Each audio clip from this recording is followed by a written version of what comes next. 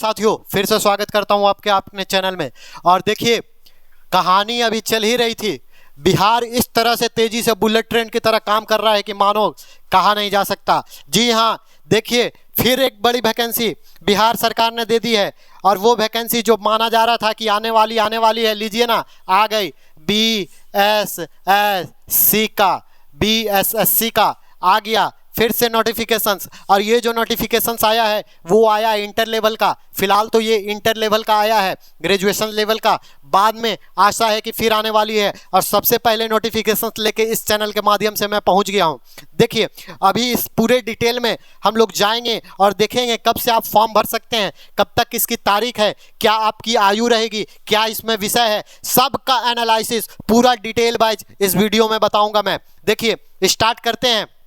तो स्टार्ट देखिए आपका क्या है। तो देखिए, बिहार कर्मचारी चयन आयोग, जी हाँ, बिहार कर्मचारी चयन आयोग। देखिए क्या वेटनरी कॉलेज पटना के द्वारा प्रकाशन में ये दिया गया है। और पद की बात किया जाए तो देखिए, इंटर स्तरीय पदों पर नियुक्ति हेतु आयोजित की जाने वाली द्वितीय इंटर स्तरीय संयुक्त प्रतियोगिता परीक्षा का विज्ञापन जारी कर दिया गया है। और आपके लिए बहुत बड़ी अपॉर्चुनिटी, अवसर दे दिया गया है इंटर के छात्रों के लिए। तो देखिए, आगे हम बढ़ते हैं और पूरी जानकारी डिटेल से देखते हैं। पहले यहाँ पर पद देख लेते हैं। पद से पहले देखिए, विज्ञापन की अगर बात की जाए तो विज्ञापन आप देख रहे होंगे। तो विज्ञापन में आपको दिखाई दे रहा है। तो विज्ञापन में आप देखिए, आपको यहाँ पर दिखाई दे रहा होगा। सबसे पहले आवेदन की तिथि आपको यहाँ पर देखनी है, कब से ये चालू की गई है। तो आवेदन की तिथि आप देख लीजिए। तो आवेदन की तिथि आप देखिए, ऑनलाइन मोड से ये आवेदन किया जाएगा। देखिए, ऑनलाइन आवेदन प्रारंभ होने की तिथि 27/9/2023, जी हाँ, 27 सितंबर से स्टार्ट कर दी जाएगी। और अंतिम तारीख जो रखा गया है वो 11/2023 को रखा गया है। मतलब आप देख लीजिए, लगभग आपको 2 महीना मिल रहा है भैया लोग। कैसे हैं आप लोग वो भी बताइएगा। 2 महीना आपको भैया लोग लग रहा है, मिल रहा है। तो समझ जाइए, आपको एग्जाम लेने में 2 महीना बाद ही समय लगेगा।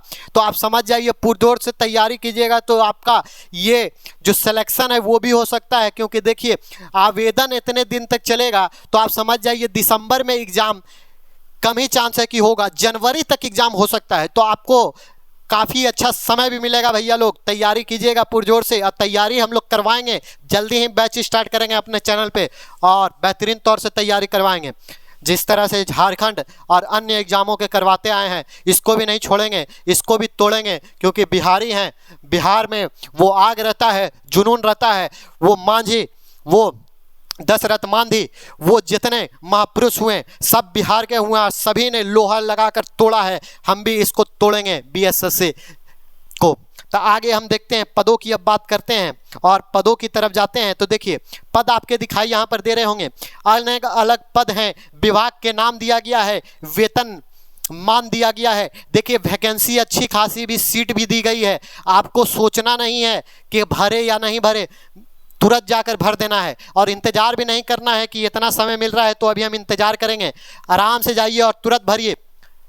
मतलब 27 तारीख से स्टार्ट हो रहा है तो प्रक्रिया लेट नहीं कीजिए, भरिए। जिससे क्या होता है, जल्दी आप भरते हैं तो सेंटर भी थोड़ा अलॉट अच्छे जगह पर होता है और नज़दीक में सेंटर दी जाती है। तो देखिए, पहला पद का नाम देखिए आपको दिखाई दे रहा है, निम्न वर्गीय लिपिक का पद दिया गया है। वेतन मान लेवल 2 का रहेगा। इसमें जो न्यूनतम शैक्षणिक योग्यता रखी गई है वो इंटरमीडिएट या समकक्ष। देखिए, इंटरमीडिएट का ही निकला गया है तो ये समझ लीजिए कि न्यूनतम शैक्षणिक जो रखा गया वो इंटरमीडिएट ही रहेगा।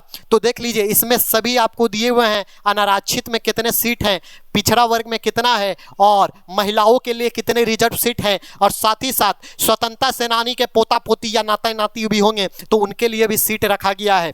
तो ये आप देख लीजिए। सिर्फ मैं यहाँ पर बता देता हूँ कि कौन कौन पद आए हैं। तो पद का नाम आपको मैं दिखा देता हूँ। देखिए, ये सबसे बड़ी पद आई है, निम्न वर्गीय लिपिक में देखिए, मेष निषेध उत्पाद एवं निबंध विभाग के तरफ से जो इंटरमीडिएट व समकक्ष। देखिए, इसमें क्या है, कंप्यूटर पर संचालित एवं कंप्यूटर टकन होगा और हिंदी एवं अंग्रेजी टकन अनिवार्य इसमें रखा गया है। इसमें देखिए अच्छी खासी सीट है, 340 यहाँ पर देख रहे हैं 105 आप यहाँ पर देख रहे हैं। फिर जनरल के लिए देखिए 154 दिखाई दे रहा है, 47 आपको दिखाई दे रहा है। यहाँ पर सीटें आपको दिखाई दे रही है, तो अच्छी खासी सीटें यहाँ पर देखने को मिल रही है। फिर आप पोस्ट देखिए निम्न वर्गीय लिपिक लेवल 2 का यहाँ पर दिया गया है, जो गृह विभाग देखिए आरक्षित शाखा विधि विज्ञान प्रयोगशाला के द्वारा दिया गया है। तो ये आपको विभाग यहाँ पर देखने को मिलेगा, तो आप नोटिफिकेशन से भी डाउनलोड कर सकते हैं और विभाग देख सकते हैं किसमें कितना कितना विभाग है। तो ये तो विभाग आपको मैं पूरा बता नहीं रहा हूं, लेकिन आप इस को स्क्रीनशॉट खींचना चाहें तो स्क्रीनशॉट ले लीजिए, या आप देखना चाहते हैं तो मैं इसको स्लाइड कर रहा हूं, देखते रहिए, क्योंकि 8 पेज का नोटिफिकेशन है। आप देखिए पद अच्छे खासे पद हैं।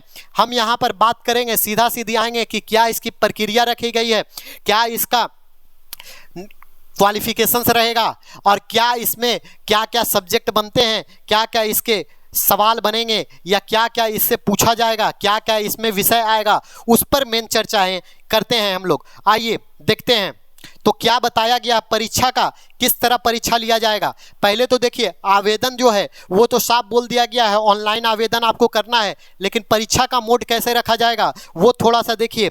आगे जब बढ़िएगा तो परीक्षा का मोड आपको दिखाई दे रहा होगा, तो आप देखिए परीक्षा का मोड में आइए, और यहाँ पर सभी के लिए अलग अलग दिया गया है कि पोता पोती जिसका स्वतंत्रता सेनानी के हैं उनके के लिए क्या किया जाएगा।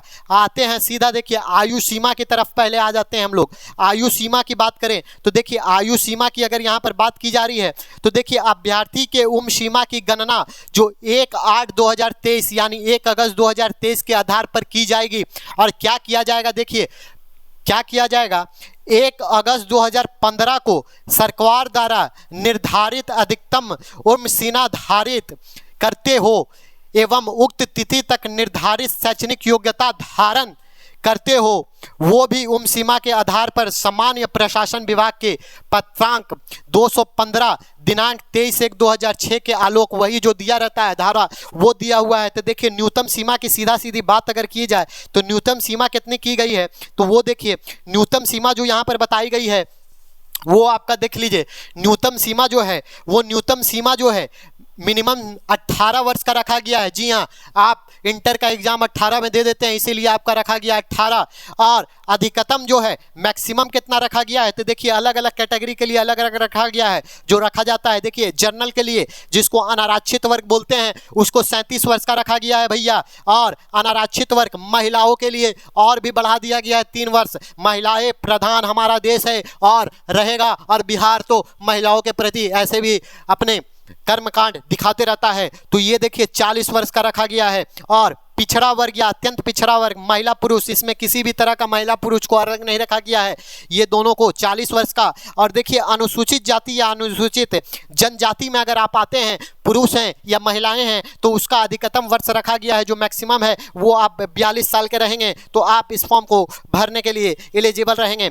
आगे आप बढ़ते हैं तो आगे अब इसमें काम की बात हम लोग कर लेते हैं, परीक्षा शुल्क के बारे में बात कर लेते हैं कि कितना आपको भुगतान करना पड़ेगा सरकार को, कि कितना का आपको फॉर्म भरना पड़ेगा, कहीं आपसे कोई ज़्यादा ना ले ले, इसीलिए ये भी जानने की आपको आवश्यकता है।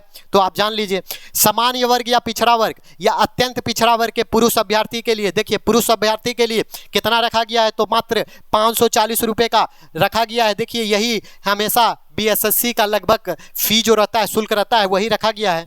फिर अनुसूचित जाति अनुसूचित जनजाति, बिहार के अस्थायी अगर आप निवासी हैं, बिहार के हैं, देखिए अब यहाँ पर बहुत कोई बोलेगा बाहरी भर सकते हैं, तो बिल्कुल भर सकते हैं। यहाँ पर देखिए साथ ही साथ दिया हुआ है बिहार के अस्थायी निवासी के लिए देखिए 135 रुपया मात्र रखा गया है।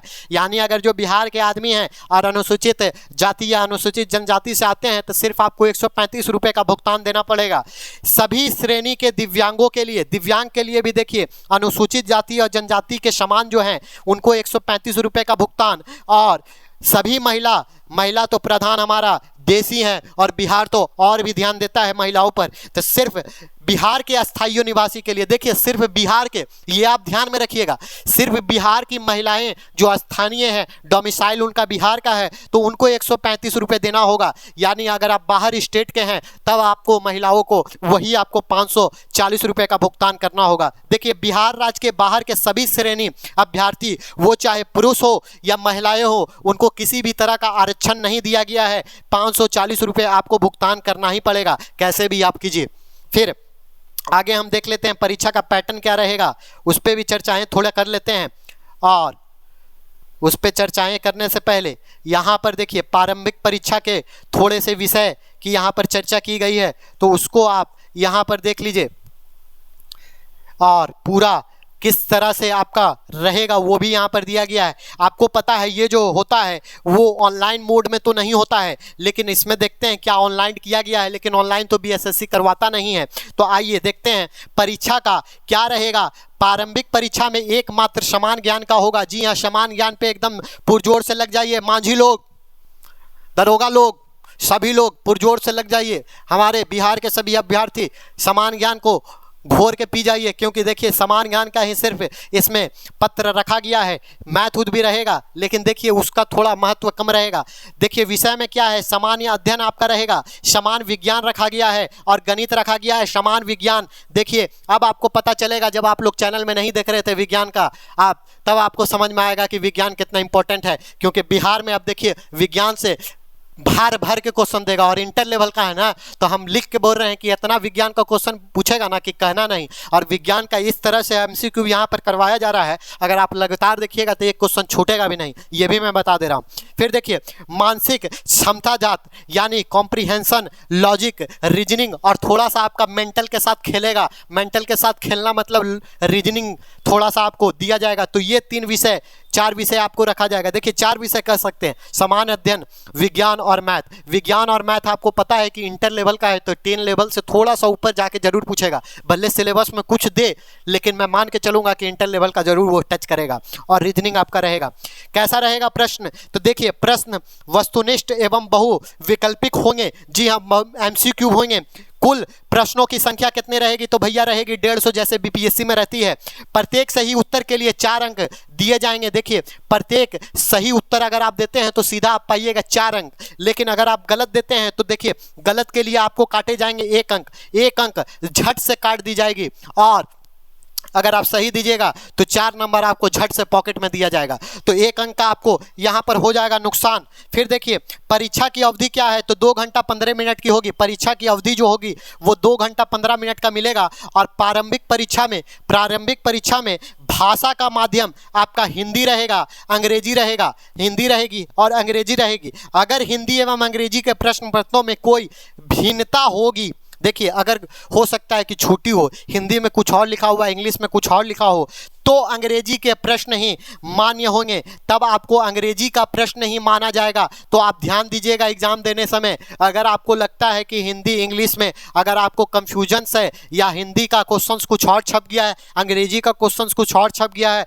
तो बिहार सरकार ने इसको साफ साफ बोल दिया है कि उसका मान्य माना जाएगा अंग्रेजी को। यानी हिंदी अगर आप मार कर आइएगा सही, हिंदी को देखकर सही मारिएगा, आप सोचिएगा कि सही मारे हैं, तो आपका हो जाएगा गलत। इसको ध्यान दे दीजिएगा, ये बहुत बड़ा इंपॉर्टेंट यहाँ पर पॉइंट लिखा गया है, जो बहुत लोग छोड़ देंगे, हम बता दिए हैं, तो इसको ध्यान में रखिएगा। फिर आगे बढ़ते हैं, फिर आगे देखिए उसी तरह आपको क्या क्या सिलेबस दिया गया है। एक बार सिलेबस का हम पूरा डिटेल्स में आपको चर्चा कर देंगे कि इस वीडियो में हम इतना ही रखते हैं, क्योंकि ज़्यादा लंबा वीडियो करने से कोई फ़ायदा भी नहीं है। जो मेन मुद्दा का बात था वो बता दिए, बाकी आपका सिलेबस है। तो सिलेबस तो देखिए सरकार अपने मन मुताबिक देती है, लेकिन हमें क्या पढ़ाना है, किस मुताबिक से एग्ज़ाम आता है, वो हम लोग को समझ में आता है। तो ये सिर्फ देखने के लिए सिलेबस होता है, बाकी सिलेबस का पूरा एनालिसिस करके अच्छी तरह से सिलेबस आपको एक विषय का, हर एक विषय का बताया जाएगा। और कहीं भी आपको छूटी दिखाई देती है या कहीं भी आपको कमी दिखाई देती है, तो आपसे आग्रह है कि आप कमेंट करें। और आपको अगर परेशानी होती है कि हाँ आपको सिलेबस डिटेल वाइज चाहिए सर, तो आप कमेंट करके बताइए डिटेल वाइज सिलेबस चाहिए। पूरा पीपीटी के साथ बेहतरीन तौर से सिलेबस, आपको कितना नंबर वेटेज होता है वो सभी डिटेल करके यहाँ पर बताएंगे। थोड़ा सा जाते जाते सिर्फ क्वालिफाइंग मार्क्स देख लेते हैं। देखिए क्वालिफाइंग मार्क्स सिर्फ दिया जाता है, लेकिन क्वालिफाइंग सिर्फ न्यूनतम बोला जाता है, बाकी तो कट ऑफ निकलता है, वो आपको पता ही है। तो देखिए समान वर्ग के लिए जो क्वालिफाई रखा गया है मार्क्स, वो रखा गया है 40% का, 40% का, और पिछड़े वर्ग के लिए 36.5 का, और अत्यंत पिछड़ा वर्ग या अत्यंत पिछड़ा वर्ग के लिए रखा गया है 34% का, और अनुसूचित जनजाति या जनजातियों के लिए 32%, और महिला सभी वर्ग और दिव्यांग के लिए देखिए दोनों का रखा गया है 32%। महिलाओं की हमेशा कद्र रहती है और महिलाओं पे हमेशा ध्यान हमारी और सभी की रहती है। तो ये था आपका पूरा का पूरा नोटिफिकेशन, वही फिर दिया गया है। देखिए बढ़ने का तिथि फिर जाते जाते मैं बता दूं आपको कब से तैयार हो जाना है भरने के लिए, 27 तारीख से और 11 तारीख तक, ये 11 तक 11 देखिए सोच कर एकदम एग्जाम ये नोटिफिकेशन निकाला गया है, एकदम याद आपको दिमाग में घुस जाएगा। 11 का चीज़ तो मेरा फॉर्म का आखिरी डेट है, 11 को आपका ख़त्म हो जाएगा। और उसके बाद एग्ज़ाम की तो अभी चर्चाएं यहाँ पर नहीं दी गई है, एग्ज़ाम की जैसे चर्चा दी जाएगी वो भी आपको इत्तला कर दी जाएगी, वो भी आपको बता दिया जाएगा। बाकी आपका पेमेंट वेमेंट से संबंधित है, बाकी आपको जो भी यहाँ पर समझ में आता है कि आपको नोटिफिकेशंस में नहीं समझ में आ रहा है तो आप कमेंट कीजिए और कमेंट करके बताइए कि हमको यहाँ पर ये नोटिफिकेशंस में नहीं समझ में आया है, उसके लिए एक वीडियो लिया जाएगा। अब बाकी तो डिटेल में एक आपको बता ही दिया जाएगा, डिटेल्स में आपको बता दिया जाएगा कि क्या क्या सब्जेक्ट से कितना कितना क्वेश्चन बनेगा, कितना कितना नंबर का क्वेश्चन बनेगा। तब तक के लिए जय हिंद, वंदे मातरम।